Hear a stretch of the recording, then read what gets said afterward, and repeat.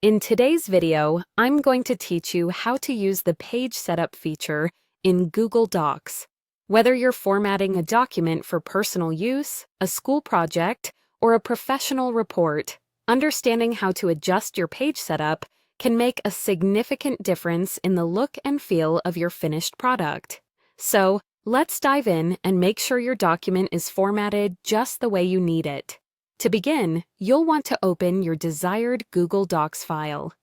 If you don't have one open yet, either create a new document or access an existing one from your Google Drive. Once you've got your document open on your screen, it's time to dive into the page setup process. Head to the top of your screen and locate the File menu. In Google Docs, this is found on the left-hand side of the toolbar.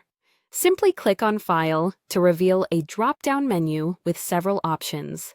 Among these, you will find Page Setup. Clicking on this option will open a new dialog box where you can adjust various settings related to the layout and size of your page. Now that you're in the Page Setup menu, you'll notice several options that can be adjusted. However, we're focusing on changing the paper size today. You'll see a section labeled Paper Size with a drop-down menu next to it. Clicking on this drop-down menu will present you with a variety of different size options, such as letter, A4, legal, and more. Choose the size that suits your document's needs. For instance, if you're tasked with printing out official documents, the legal size might be your best bet.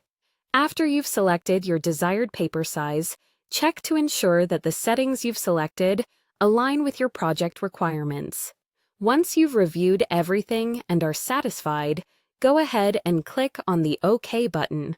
By doing this, your document will now adopt the changes you've made, updating the format to reflect the new paper size.